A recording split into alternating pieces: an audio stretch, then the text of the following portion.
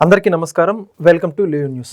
ఆంధ్రప్రదేశ్ శాసనసభ స్పీకర్ అయినటువంటి చింతకాల అయ్యన్న పాత్రుడు గారు ఈరోజు అసెంబ్లీలో మాట్లాడుతూ కొంతమంది వైసీపీ సభ్యులు అటెండెన్స్ రిజిస్టర్లో సంతకాలు పెడుతున్నారు కానీ సభలో మాత్రం కనపడట్లేదు, సభకి హాజరవ్వట్లేదని చెప్పుకుంటూ వచ్చారు. అయితే ఇదే అంశంపై మనం పూర్తి వివరాలు తెలుసుకునే ప్రయత్నం చేద్దాం. మనతో ఉన్నారు ప్రముఖ రాజకీయ విశ్లేషకులు రాజేష్ అప్సాని గారు.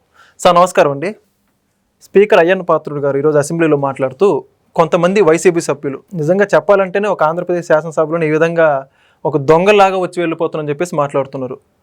ఎమ్మెల్యేలు ఉండి, గౌరవప్రదమైన ఎమ్మెల్యే హోదాలో ఉండి, ప్రజల చేత ఎన్నుకోబడి సంతకం చేసే విధంగా ఏదో క్లాసులో స్టూడెంట్ చేసినట్టు కనపడకుండా వెళ్ళిపోవడం, అది వాళ్ళ స్థాయిని తగ్గించుకోవడం అవుతుందని చెప్పేసి వాళ్ళకి హితవు చెప్పుకుంటూ వచ్చారు అయ్యన్న పాత్రుడు గారు. ఈ విధంగా చేయడం ఎంతవరకు సమంజసం ఉంటారు? అంటే రాష్ట్ర ప్రజలందరూ కూడా చూస్తుంటారు అసెంబ్లీ అనేది.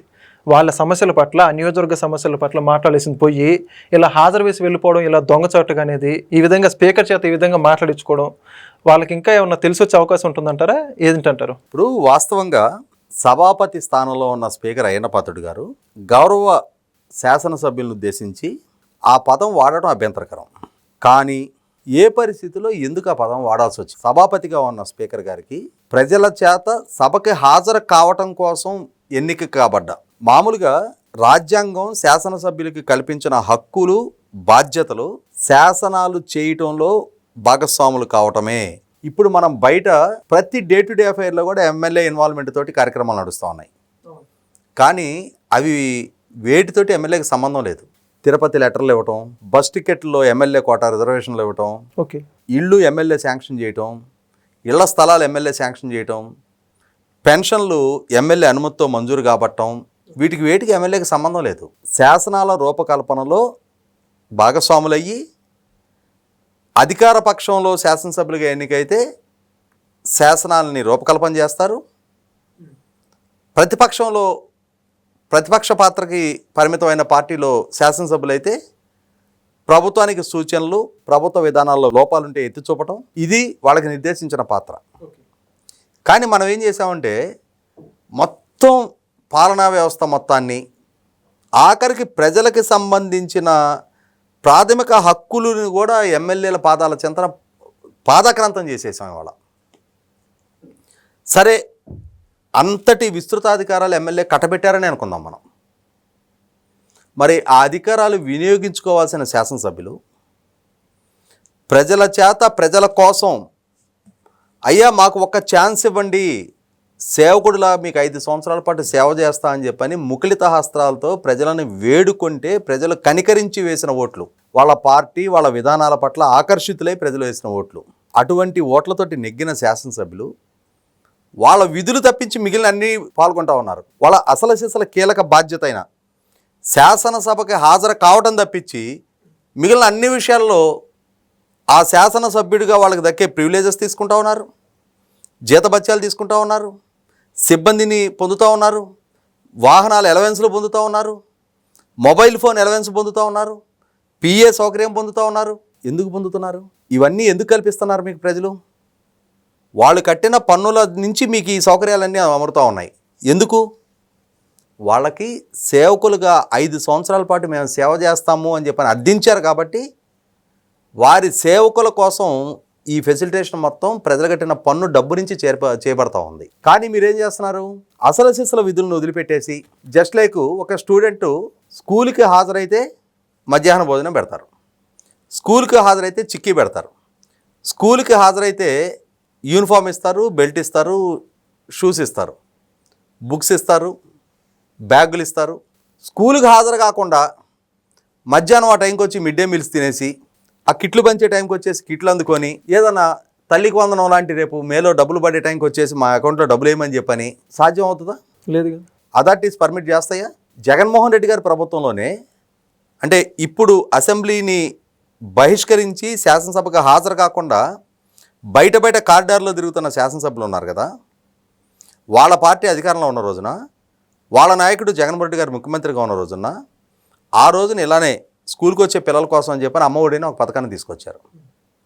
ఆ పథకం వర్తించాలి అని అంటే ఏం కండిషన్ పెట్టారు? ఆ పర్టికులర్ విద్యార్థి సంవత్సరంలో 75% హాజరు నమోదైతేనే అమ్మఒడి వర్తిస్తుంది.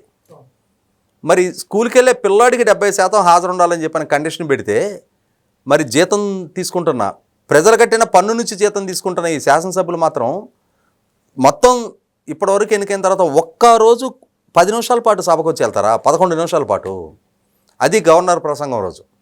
అది గవర్నర్ గారిని అవమానించే చర్యలకు పాల్పడి సభను బహిష్కరించి వెళ్ళిపోతారా? సరే, బహిష్కరించి వెళ్ళిపోండి. ఈ వెసులుబాట్లు ఏం పొందకండి, ఈ జీతభత్యాలు తీసుకోకండి. కానీ గుర్రం గుడ్డిదైనా దానాకు మాత్రం కొదవలేదు అన్నట్టుగా జీతభత్యాలు మాత్రం ముద్రసిద్ధిగా 1వ తారీఖు రోజు టెన్షన్గా అందాలా మీకు? అవి ఎక్కడ మిస్ అయిపోతాయని చెప్పని నిరవధికంగా సభను బహిష్కరిస్తే డిస్క్వాలిఫికేషన్ థ్రెట్ ఎక్కడ ఎదురవుతుందోనని చెప్పని బయట అటెండెన్స్ రిజిస్టర్లో సంతకం పెట్టి వెళ్తారా? మేము కాలేజీలో ఉన్న రోజుల్లో కూడా మేము ఇలాగే అటెండెన్స్ చెప్పేసి క్లాసులో నుంచి బంకు కొట్టేసి బయటకు వెళ్ళిపోయేవాళ్ళం. సైకిల్ వేసుకొని రోడ్ల మీద తిరిగి వచ్చేవాళ్ళం. ఏమైంది? కాలేజీలో కూర్చొని క్లాస్ రూమ్లో లెక్చరర్ చెప్పిన పాఠాలు విని బుద్ధిగా చదువుకొని అంతే బుద్ధిగా పరీక్షలు రాసిన వాళ్ళేమో ఇవాళ అద్భుతమైన భవిష్యత్తులో ఉన్నారు.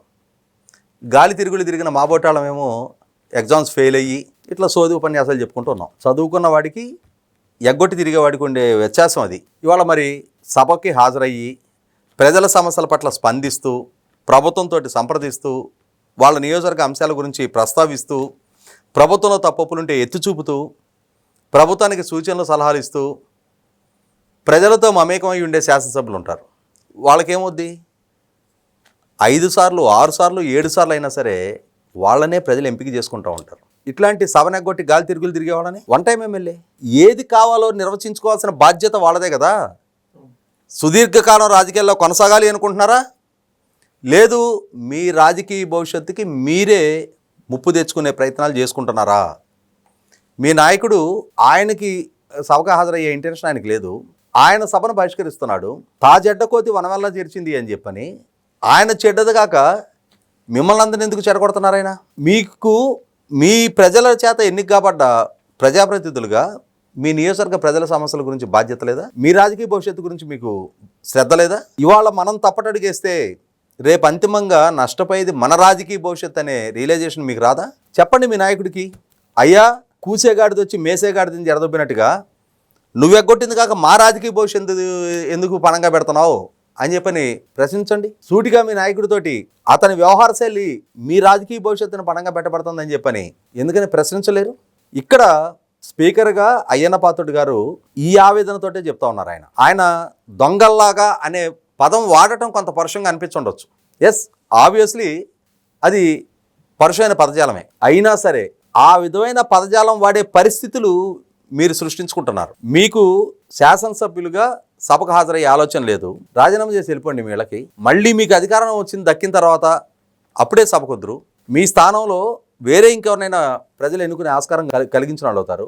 లేదు, మీకు ప్రొసీజర్ ప్రకారం మిమ్మల్ని డిస్క్వాలిఫికేషన్ చేయడానికి ఆస్కారం కలిగింది. లేదు అనంటే సభకు హాజరు కానప్పుడు మాకు జీతభత్యాలతో మాకేం పని, మేము తీసుకోమని చెప్పని నికార్సుగా ముద్రశుద్ధిగా ప్రభుత్వానికి ఆ జీతం రిటర్న్ చేయండి.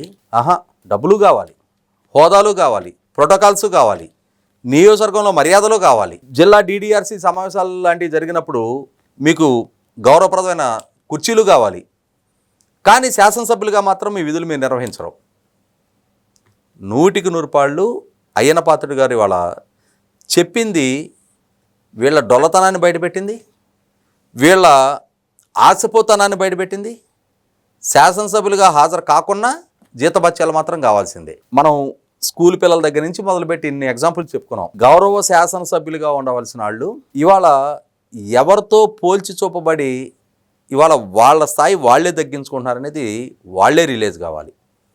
శాసనసభ్యులుగా వారి విధులని నిర్వహిస్తారా, లేదు చరిత్రహీనులుగా మిగిలిపోతారనేది వాళ్లే రిలీజ్ అవ్వాలి. Thank you sir. Please subscribe to Leo News for more videos.